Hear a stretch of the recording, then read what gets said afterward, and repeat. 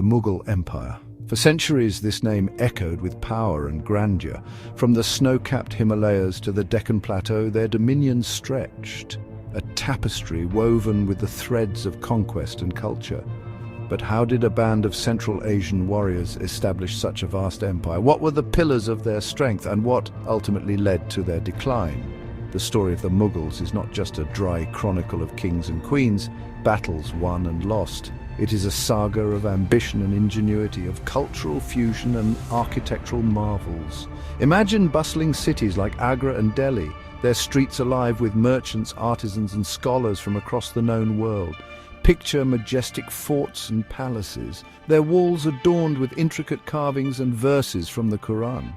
This was the Mughal Empire at its zenith, a vibrant melting pot of cultures, a beacon of artistic and intellectual brilliance. Yet, like all empires, its days were numbered. Internal strife, external pressures, and the changing tides of history would eventually erode its foundations, leaving behind a legacy as complex and multifaceted as the empire itself. And the founder of the Mughal dynasty, Babur, was a descendant of both Genghis Khan and Timur, inheriting their military prowess and ambition. In 1526, he swept down from Kabul, defeating the Lodi dynasty at the First Battle of Panipat and establishing Mughal rule in India. His memoirs, the Baburnama, provide a fascinating glimpse into his personality and the challenges he faced. Babur's grandson, Akbar, is widely regarded as the greatest of the Mughal emperors. Ascending the throne at the tender age of 13, he proved to be a shrewd military strategist and a visionary ruler. Akbar expanded the empire significantly, subduing Rajput kingdoms and consolidating Mughal control over northern India. He also implemented a policy of religious tolerance, abolishing the jizya tax on non-Muslims and welcoming people of all faiths into his court. Akbar's son, Jahangir, continued his father's legacy of expansion and cultural patronage. Jahangir's reign saw the flourishing of Mughal art and architecture, with the emperor himself being a keen connoisseur of painting and calligraphy.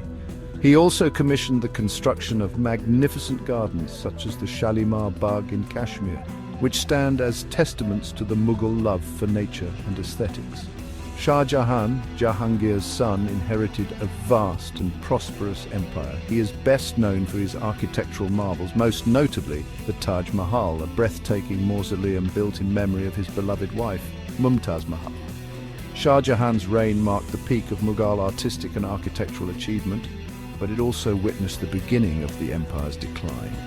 His extravagant spending on grand projects and military campaigns placed a strain on the treasury, sowing the seeds of future economic woes.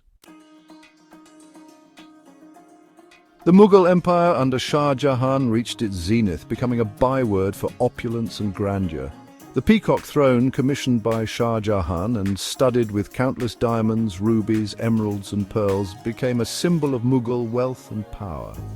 This dazzling throne, said to have been valued at twice the cost of the Taj Mahal, captured the imagination of European travelers who returned with tales of unimaginable riches. Mughal art and architecture flourished during this period, achieving new heights of sophistication and refinement. The Taj Mahal, with its ethereal beauty and intricate craftsmanship, stands as an enduring testament to Mughal architectural genius.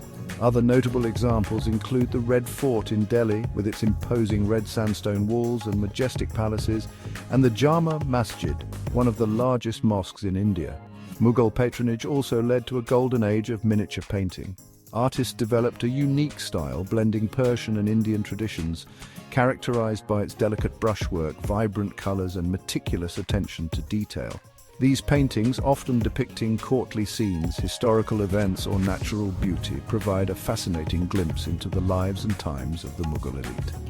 The Mughal court became a center of intellectual and cultural exchange, attracting scholars, poets, musicians, and artisans from across Asia and beyond. The Mughal emperors, themselves patrons of the arts and sciences, fostered an environment of creativity and innovation.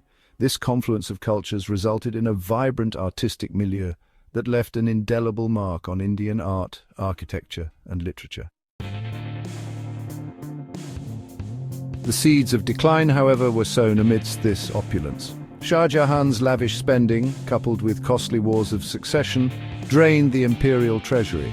His son, Aurangzeb, a devout and austere ruler, ascended the throne after a bitter struggle against his brothers. While Aurangzeb expanded the empire to its greatest geographical extent, his reign also marked the beginning of its downfall. Aurangzeb's strict religious policies, including the reimposition of the jizya tax and the destruction of Hindu temples, alienated many Hindus, leading to widespread revolts. The Marathas, a warrior group from western India, rose to prominence under Shivaji Maharaj, challenging Mughal authority and establishing their own independent empire. The Mughal Empire, weakened by internal strife and burdened by a vast and increasingly ungovernable territory, became vulnerable to external threats. The arrival of the British East India Company in the 18th century marked a turning point in Indian history. Initially arriving as traders, the British gradually exploited Mughal weaknesses and expanded their influence, eventually establishing political and military dominance over large parts of India. The Mughal Empire, once a symbol of power and grandeur, was reduced to a shadow of its former self, with the Mughal emperor becoming a puppet ruler in the hands of the British. The last Mughal emperor, Bahadur Shah Zafar, was deposed by the British following the Indian Rebellion of 1857 and exiled to Rangoon, marking the end of the Mughal dynasty.